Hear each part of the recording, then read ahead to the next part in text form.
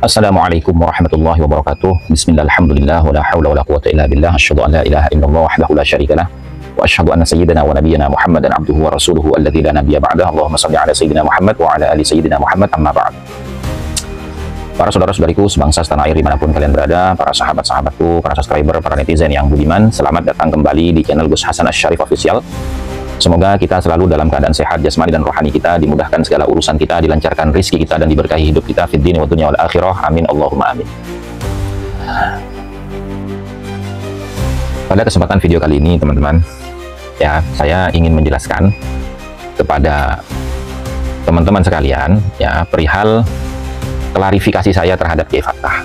Karena Kiai Fattah ini kalau menurut saya ya cuman modalnya keluar-keluar di medsos gitu. Kenapa saya katakan demikian? Karena pada waktu itu beliau mengatakan buku yang saya tulis 13 poin memahami polemik nasab itu salah semua, kata dia. Kemudian saya katakan, kalau menurut Anda salah, tolong bikin ya buku bantahannya agar supaya saya bisa membaca di mana letak kesalahan saya di dalam menulis buku 13 poin memahami polemik nasab. Itu yang pertama, teman-teman ya. Cuman sayangnya Kiai Fattah ini bukan membahas isi daripada tulisan saya, tapi dia hanya fokus kepada kata pengantar dari buku saya. Dimana kata pengantar itu bukan saya yang menulis, tapi yang menulis adalah Kiai Fadhail Dusa, Sleman, Jogja. Ya. Artinya ketika saya selesai menulis buku itu, saya serahkan kepada beliau-beliau untuk mentashih tulisan saya. Lalu kemudian beliau kasih kata pengantar, ya saya tidak perlu mengoreksi kata pengantar itu, karena kepercayaan saya kepada beliau sebagai seorang ulama dan termasuk salah satu guru saya. Nah, sehingga saya langsung mencetak itu. Nah, akan tetapi kritikan beliau terhadap kata pengantar dari Kiai Fadhail Dusa itu juga tidak mengena kepada isi dari apa yang disampaikan oleh Kiai Fadhail Dusa di dalam kata pengantarnya. Hanya berputar-putar ya yang menurut dia kesalahan tulis atau kurangnya lafdul jalalah di dalam muqaddimahnya. Padahal ada dan tidak adanya lafdul jalalah seperti yang dia kritik, alhamdulillah tawaturi na'maihi, itu juga sudah mafhum bahwasanya pujian itu ya kembali kepada Allah, tidak mungkin pujian itu kembali kepada makhluk. Karena apa? Karena itu ada di muqaddimah ya, permulaan orang menyampaikan pendapatnya atau komentarnya di dalam buku tersebut, itu teman-teman ya. Nah, kemudian beliau ini banyak sekali mengkritik saya, tapi tidak ada tambahan pengetahuan tentang keabsahan nasab Alawi, tidak ada. Nah, termasuk ini yang saya ingin jelaskan kepada beliau ya, karena beliau itu terlalu sadis menurut saya, karena sampai mengatakan saya kebal data, padahal dia yang tidak bisa mengolah data, bukan saya yang kebal data.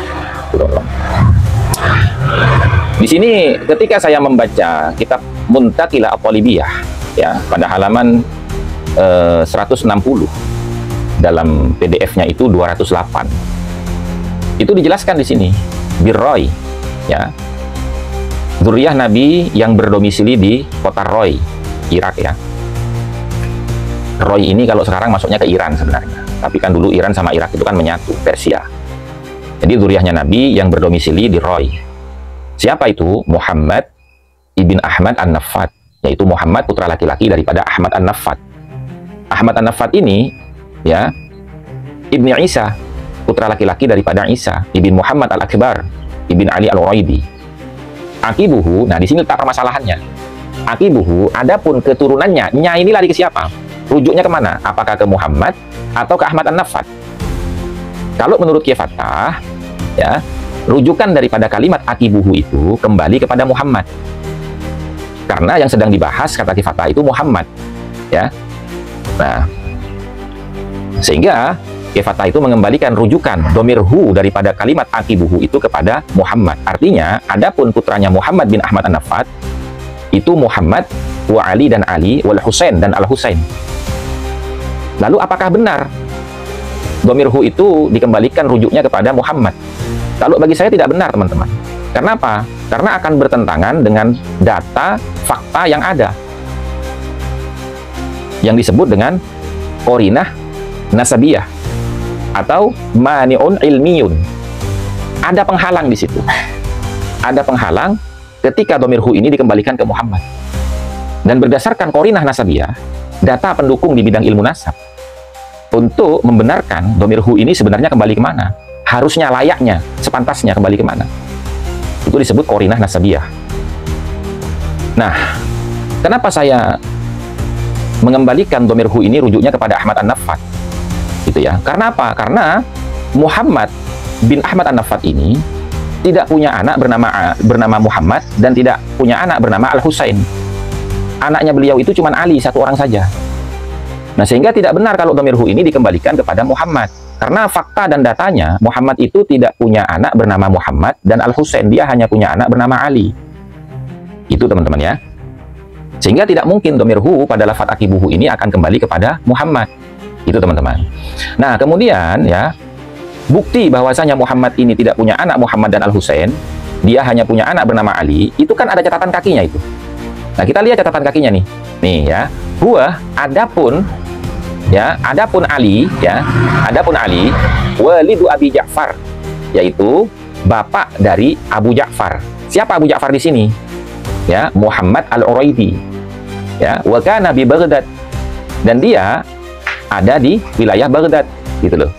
Wa amiya fi kibarihi, dan menjadi buta fi kibarihi pada masa tuanya. Wa qad sabaqa minal muallif, dan sungguh telah berlalu ya minal muallif, daripada penulis kitab ini, apa yang telah berlalu, zikruhu, kisah tentang Muhammad Abu Ja'far ini, fil waridina ilal Basrah, ketika dia itu bersama-sama dengan keluarga besarnya mendatangi kota Basrah, gitu loh. Wa sarraha bi annahu min nazilatir rai, dan ini menjadi jelas bahwasanya ya Muhammad Abu Ja'far bin Ali bin Muhammad bin Ahmad An-Naffat ini adalah orang yang berhijrah dari Rai kemudian menetap di Basrah. Ya, artinya apa? Ali itu punya anak bernama Muhammad, gitu loh. Ali ini putranya Muhammad bin Ahmad An-Naffat punya anak bernama Muhammad bin Ali, dan bergelarnya Abu Ja'far. Itu. Nah, kemudian ya, benarkah dhamir huwa ini kembali kepada Muhammad bin Ahmad An-Naffat atau Muhammad bin Ali? Nah, kita lihat di sini di dalam kitab Tahdzibul Ansab. Dalam kitab Tahdzibul Ansab itu dijelaskan ya, min waladihi, dan di antara keturunannya Ahmad bin Isa, Abu Ja'far itu bergelar Abu Ja'far Al-A'ma, yang buta. Siapa itu Abu Ja'far Al-A'ma? Yaitu Muhammad bin Ali bin Muhammad bin Ahmad. Berarti siapa dia? Cicitnya Ahmad bin Isa, cucunya Muhammad, putranya Ali. Gitu loh. Amiya fi akhiri umrihi, dia menjadi buta fi akhiri umrihi, pada akhir usianya. Wa hadara ilal Basrah, dan dia berpindah ya dari Rai ke Basrah. Wa aqama biha, dan menetap di sana. Wa mata biha, dan wafat di sana. Gitu loh, ya. Nah, ini konfirmasi bahwasanya catatan kaki di kitab Muntakila itu ya selaras dengan apa yang tertulis dalam kitab Tahdzibul Ansab. Bahwasanya ya Ali itu adalah bapaknya Muhammad Abu Ja'far. Gitu loh teman-teman ya. Nah, kemudian Ali itu adalah putranya Ahmad bin Ahmad, putranya Muhammad bin Ahmad An-Naffat, gitu loh. Oke. Nah, sekarang kita konfirmasi lagi dalam kitab Al-Majdi. Dan dalam kitab Al-Majdi ini jelas di sini, ya. Nah, di sini kan dikatakan nih, ya, bahwasanya wa Ahmad Abul Qasim Al-Abah Al-Ma'ruf bin Naffat. Adapun Ahmad yang berkunyah Abu Qasim Al-Abah Al-Ma'ruf yang dikenal bin Naffat dengan gelar An-Naffat. Kenapa? Li'annahu kana yatajarron Naffat. Karena dia itu berdagang minyak, gitu loh. Lahu baqiyatum bi Baghdad, dan dia itu punya peninggalan di Baghdad. Minal Hasan, daripada Al-Hasan Abi Muhammad Ad-Dallal ala Dauri Baghdad, gitu loh. Yang beroperasi di Baghdad. Artinya peninggalan Ahmad An-Naffat di bidang perdagangan minyak ini itu dilanjutkan oleh Al-Hasan Abi Muhammad Ad-Dallal ala Dauri Baghdad, gitu loh. Nah, kemudian ra'aituhu mata bi akhirihi bi Baghdad. Dan saya melihat, kata penulis kitab ini, beliau itu wafat pada akhir hayatnya ya di Baghdad, di kota Baghdad.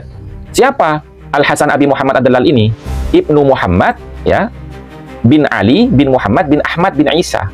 Nah, dari sini kita tahu lagi bahwasanya Ali ini memang punya anak bernama Muhammad ya, dan Muhammad bin Ahmad ini punya anak bernama Ali. Ya, berarti catatan di dalam kitab Muntakila ini ya yang menjelaskan tentang bahwasanya Ali itu pada catatan kakinya itu punya anak bernama Muhammad juga, sama seperti bapaknya Ali, yaitu Muhammad bin Ahmad An-Nafad, dan gelarnya pun sama, Abu Ja'far. Nah, dari mana kita tahu? Nah, kita lihat di dalam kitab Syajaratul Mubarakah, gitu loh. Ya, pada halaman 127. Wa amma Ahmad al-Abah fa'aqibuhu min thalathati banin. Adapun Ahmad al-Abah, ya, fa'aqibuhu, maka keturunannya min thalathati banin itu dari 3 orang putranya. Siapa itu? Muhammad Abu Ja'far bin Roy. Nah, ya. Nah, berarti ini Muhammad bin Ahmad yang berlakop Abu Ja'far, yang berkunyah Abu Ja'far. Bin Roy yang berdomisili di Roy. Ya, berarti Muhammad bin Ahmad An-Nafad ini bergelar Abu Ja'far, tapi domisilinya di Roy. Sementara cucunya dari putranya yang bernama Ali juga bernama Muhammad Abu Ja'far, tapi domisilinya di Basrah dan wafat di sana, gitu loh. Jadi ini ada 2 Muhammad Abu Ja'far. Satu Muhammad Abu Ja'far kakeknya, yang kedua Muhammad Abu Ja'far cucunya. Yang membedakan apa? Domisilinya. Yang kakek domisilinya di Roy, yang cucu domisilinya di Basrah. Begitu teman-teman. Nah, kemudian yang disebut dengan korinah nasabiyah itu bagaimana? Atau mani'un ilmiyun itu bagaimana? Nah, ini amma Muhammad Abu Ja'far, ya, fa'aqibuhu min rajulin wahidin ismuhu Ali. Adapun Muhammad Abu Ja'far bin Ahmad al-Abah, fa'aqibuhu, maka keturunannya min rajulin wahid, itu dari 1 orang anaknya, dari 1 orang, apa namanya, fa'aqibuhu, maka keturunannya itu min rajulin wahid, dari 1 orang laki-laki putranya, ismuhu Ali, yang bernama Ali. Itu teman-teman, ya.